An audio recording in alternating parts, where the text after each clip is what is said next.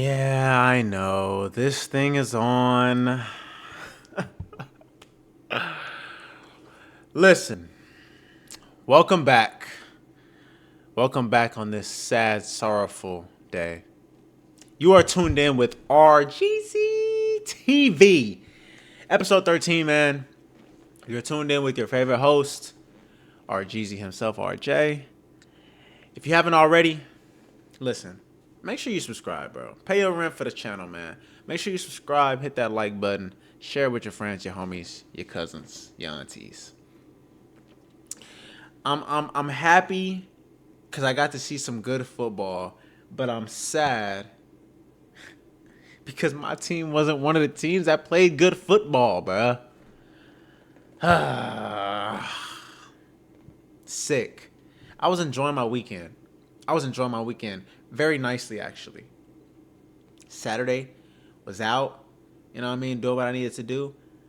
Then the game came around, and what was fucked up, my parents came. They was chilling with me at the crib, me and my girl. We getting ready for the game, so I'm like, cool. You know what I mean? Like we gonna have them over. I made some fried chicken sandwiches. Let's watch the game. Proceeded to see some straight belt to ass. Straight belt to ass. I'll get into depth on that game later, man, but I wanted to start with college. We crowned a champion. Dog. The Indiana Hoosiers are, for the first time in their school history, national champions. What else can I say? They took out Miami 27-21. They were playing at Hard Rock Stadium in Miami, bruh. It was I'm not going to lie. This was a great game. And I looked at the numbers. I want to say for this game, it was the most viewed in a long time. In a very long time. It had like over 30 million views at peak time. I could understand why. It was back and forth. It was gritty. It was a close game the entire time.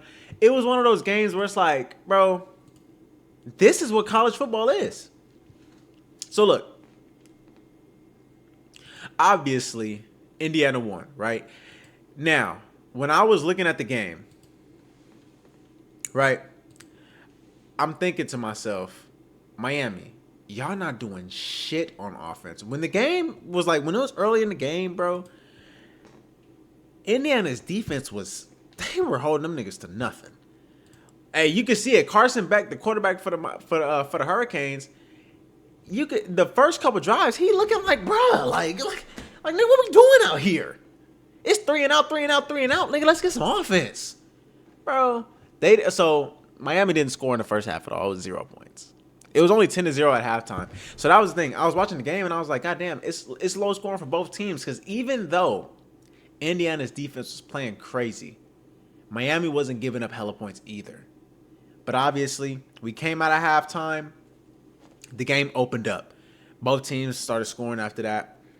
And Indiana was up the whole time, but it got super, super close, right?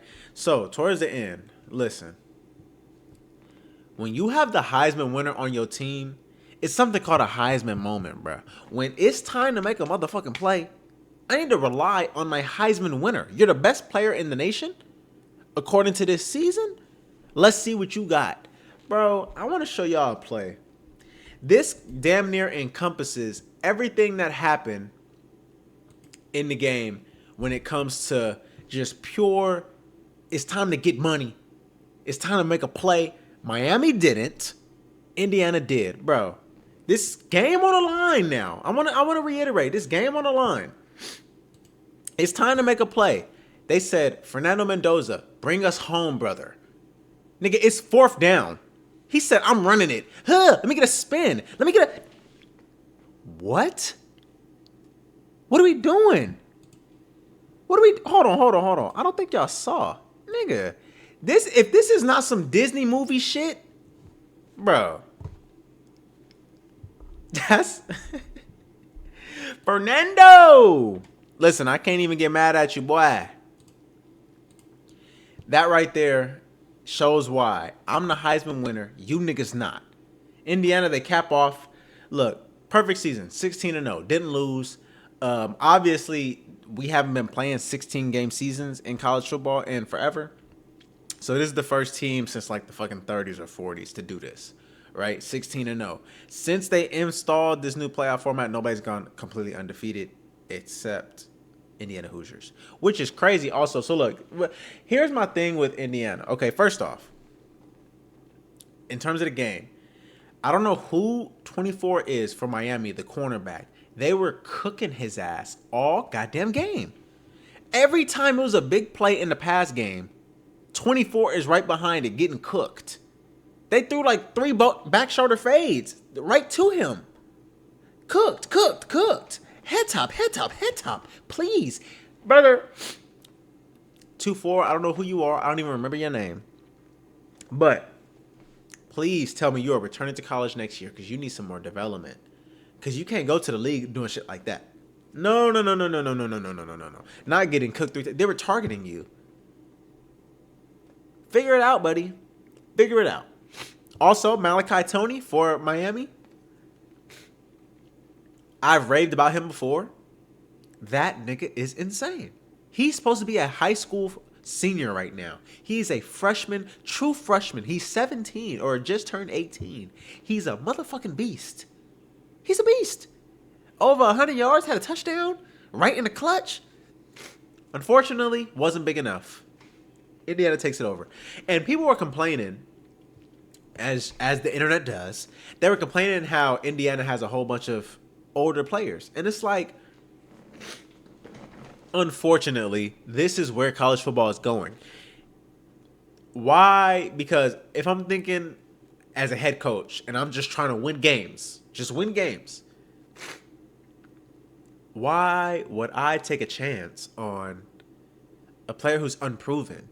Even though they could be a 4-star, they could be a 5-star. Now, obviously, you're going to need 4 stars and 5 stars eventually. But why would I do that when I could take this guy? He's already played 2 years, maybe 3.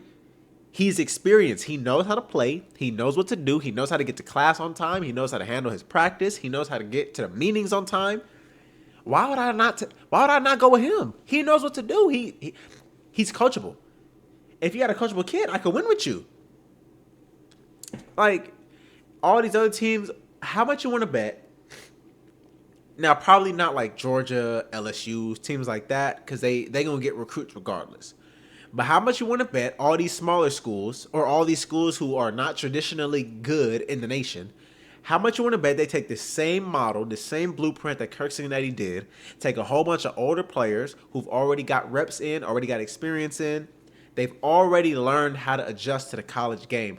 These niggas is grown as hell. Let's just be honest. Now, you want to call it fair, you want to call it unfair. I don't know, bro. They still got eligibility in college. So it's like, I can't call it too unfair because at the end of the day, you still college students. So, hey. But how much you want to bet a bunch of smaller schools take this same model, older players, experienced players, and try to recreate this? I'm already seeing it.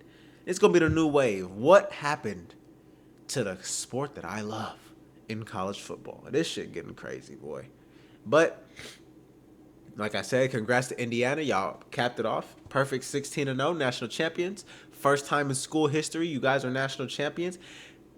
Little nugget before I get off of them. They were the most losing program in the nation for the last decade. They have the most losses. And they just did this. Quick turnaround. In 2 years, they lost 2 games.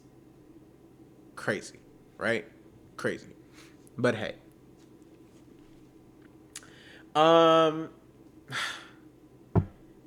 That was it for college football. College football is over. Sad day. Sad day. NFL. Talk about a fucking sad day. Sad weekend. Because it put me in a binder all weekend. I came last week and I said we was going to have some fried Seahawk, extra salty after we had that Eagle. Boy, do I have to eat my fucking words. When I turned the game on, all it took was about 10 seconds into the game for me to realize it was about to be a long night. Seahawks put straight belt to ass, bro. 41-6. It was never close. It was never a contest. Quite honestly, if I'm being honest with you, I muted that shit at halftime. A little bit before halftime, but I muted that shit. It was on in the background. I was just talking to my parents, bro, enjoying my night. Because I wasn't about to let them completely ruin what I had going on, because I was witnessing some bullshit. First play of the game. First kickoff. Rashid Shaheed takes that bitch like 90 yards. Touchdown. All right. You know what I mean? Like, you know, maybe it's just they got momentum. They home. Bad play. Let's get back into the game. Offense does nothing. They get the ball back. Go down the field. Offense still does nothing. Bro, we didn't score a goddamn touchdown, dude. All we got was 2 field goals. What am I supposed to do with that, bro? And to make matters worse, right? Not only did we get our ass whooped, Seahawks, congratulations. At the same time, fuck y'all. I don't rock with y'all. You know what I mean? I don't like the Seahawks.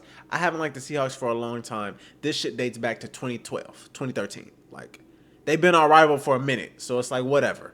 You know what I mean? Fuck them. I like players on their team. But as an overall organization, fuck y'all. How about that? To make matters even worse, after the game, this entire week, we figure out Robert Saleh, our defensive coordinator, is leaving again. He's going to the Titans as a head coach. Now, I'm more annoyed at the fact that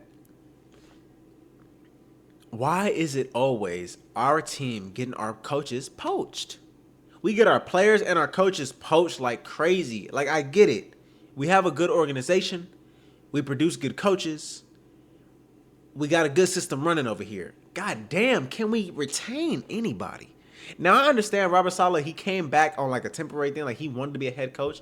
But I can't wait until we get to a point to where we can get a guy who just knows all he wants to do is be a coordinator. Like the defensive coordinator for the Chiefs, I forgot buddy's name. What's the defensive coordinator for the Chiefs? Let me see.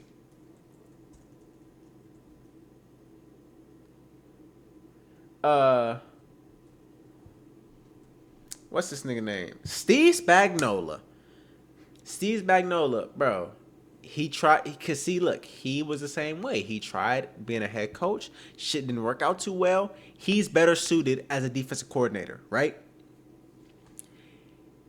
And since then, he's been thriving. And you notice their defense has been thriving. With us, we keep getting inconsistency at that position because Robert Saleh was there earlier, had us great, established a good system, boom. He leaves first time, goes to the Jets. Cool. We get D'Amico Ryans. He was already on the staff. He gets promoted. Boom. We still on a good wave. D'Amico Ryans, as you see right now, he's still, like, nigga, he got Houston playing out of their minds. Their defense is nuts. He leaves after a year of being our defensive coordinator. He goes on to be a head coach, which is great for him because he deserves it. But at the same time, goddamn. And then we had Buddy, the year we went to the Super Bowl, he just didn't fit schematically with what we had going on. He was just, it wasn't working. And then since then, it's like, okay, cool, goddamn, we don't have consistency. We get Robert Saleh back. He brings back, look what he did with the talent that we had. All those injuries and our defense still performed to some degree. We'll see who we get now, man. We'll see who we get now. Anyways, back to these playoffs, man. Bears and Rams. Rams end up getting a win in overtime. 2017. If I'm being honest, this was also a crazy-ass game. Because, multiple reasons. For one, it was close the entire time. The entire time it was close, they were tied at 10-10 for a long time in the game. They were both tied 10-10. Here's the problem. Caleb Williams, you had 3 interceptions, 3 bad ones too. None of the interceptions looked good. They were all dumb as hell. The first one, you're in the red zone. You cannot have turnovers in the red zone. Lo and behold, turnover, red zone. Let's not do that. Right? The other one, you threw it in a double coverage. It gets picked off. What the fuck? Then this last one, OT, you're not supposed to do it. Look, how we even got here, right? We were tied 10-10. Bears go score. Rams go score. It comes down to a 4th down play. I want y'all to see this because I want you to realize this shit, for one, is not supposed to happen, bro. This is not supposed to happen. This is 4th down. I want you to see this shit, bro. Look at him running. The nigga ran back 20 yards. Touchdown. Bro, the play started. Hold on. The play started at the 14-yard line. His ass runs back to the 40. He ran back 30 yards and just launched up. Look, it's 4th and 4. The game is over if this play is done. No, they get it. Take it to overtime. Look at this shit here. Jesus Christ. Okay, cool. We get to overtime, right? We get to overtime. What happens in overtime? Well, he throws his last pick. You want to know what that last pick looks like? It's this bullshit right here.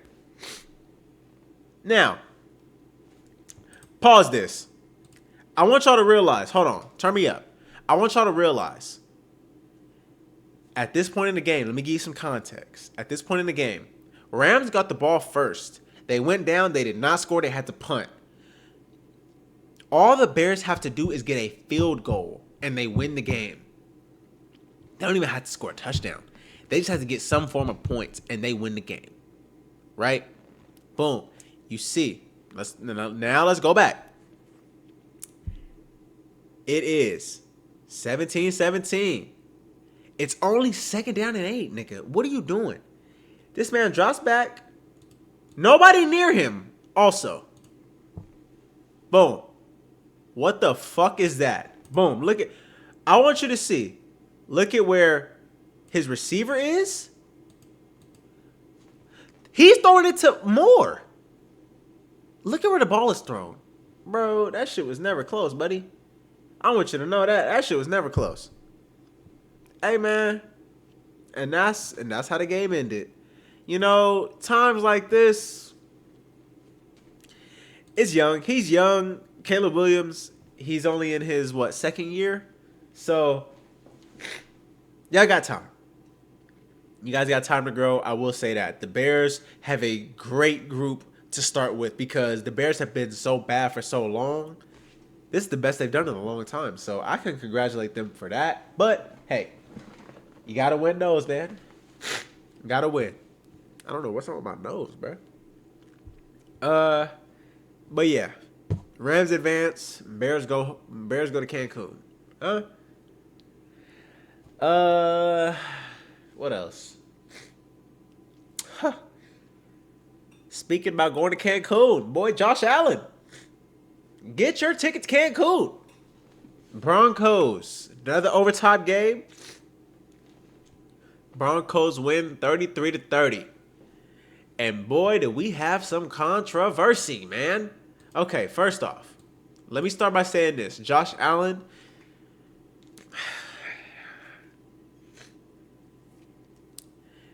this nigga's lightweight a fraud.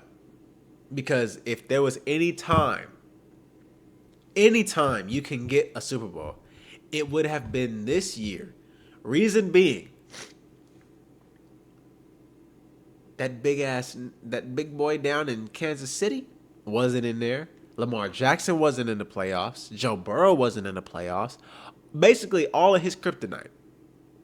All the niggas who give him trouble, obviously, like the best quarterbacks in the AFC, who usually are on the best teams in the AFC, were not in the playoffs. This was your best chance. What does he proceed to do? Well, Josh Allen? I'm glad you guys asked. What did he proceed to do? Well, he proceeds to give up 4 turnovers. Not 3, but 4. 2 picks, 2 fumbles. Stupid ones. Stupid. And then had the nerve to be like, I feel like I let my team down. Yes, nigga, you let them down. That it didn't take. Ray Charles could have saw that, nigga. Ray Charles could have saw you all them. Bro, it's the playoffs. Like I said, you cannot have turnovers in the playoffs. You have 4.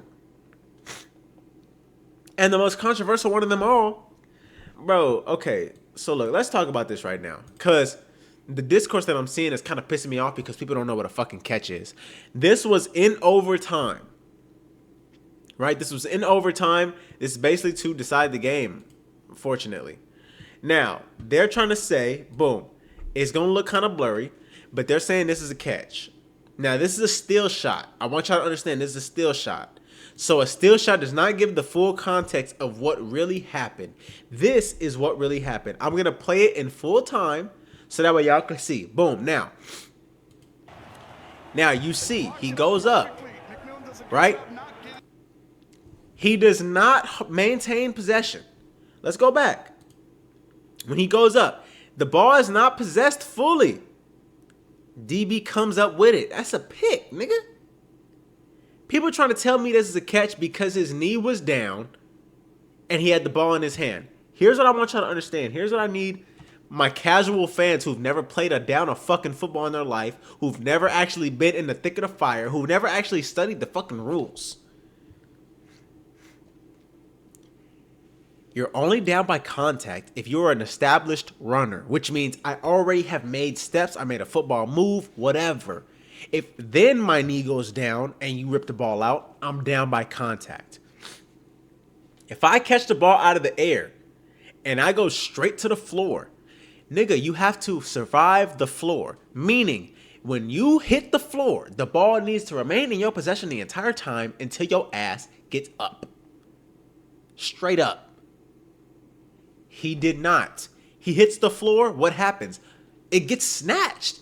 First off, the ball is never fully possessed. It's right there, but it's never fully possessed. I can show y'all. The ball is never fully possessed. Let's go right back.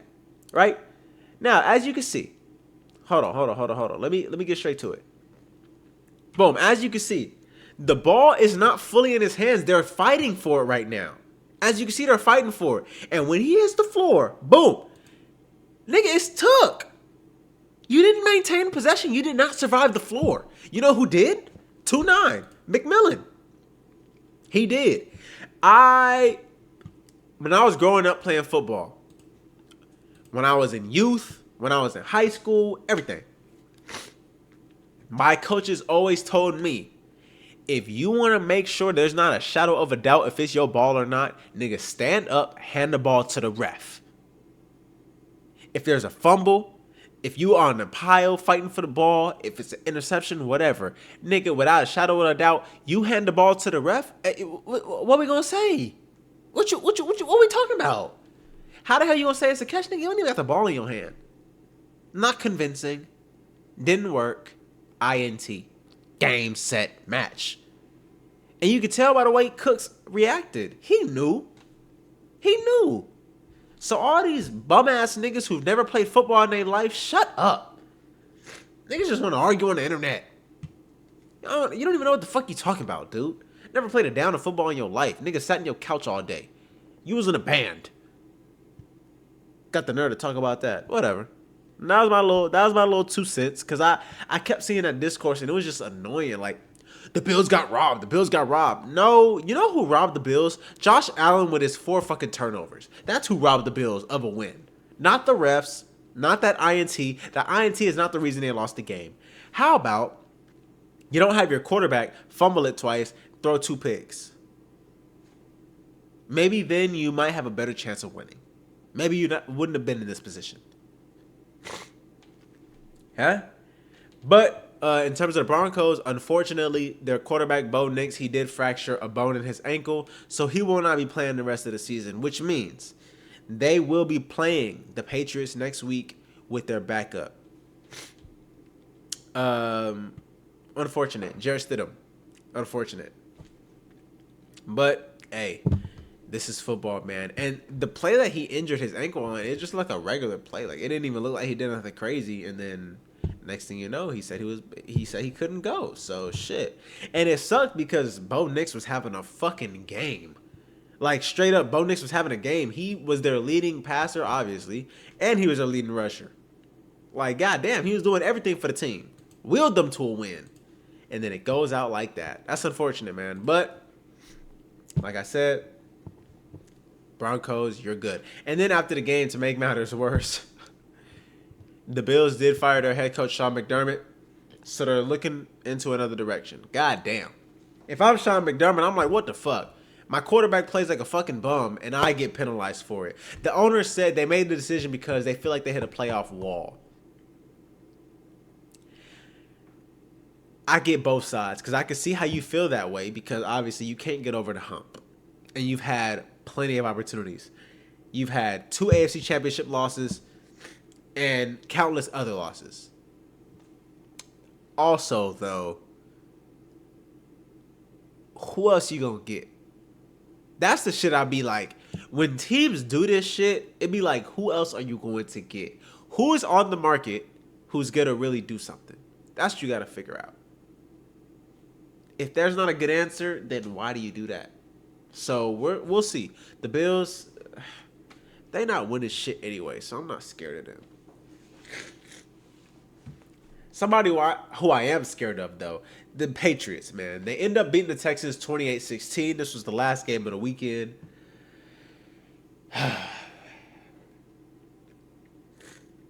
CJ Stroud played terrible. 4 interceptions. One of those was a pick 6. Just a bad game, nigga. It was raining. So it was crazy weather, but still, like, nigga, 4 interceptions is just like I said. If your quarterback is producing 4 turnovers, what are we doing? What are we doing? There's only so much the defense could do.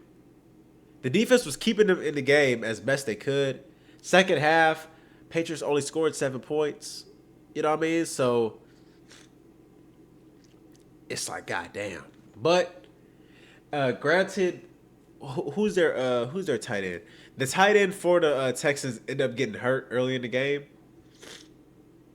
and he's their biggest target. Was it Dalton Schultz? Yeah, he ended up getting injured right in the game, and ever since then they were just fucked up. But like I said, CJ Stroud, terrible game. The nigga literally threw he threw the ball so bad he made his receiver tear his ACL.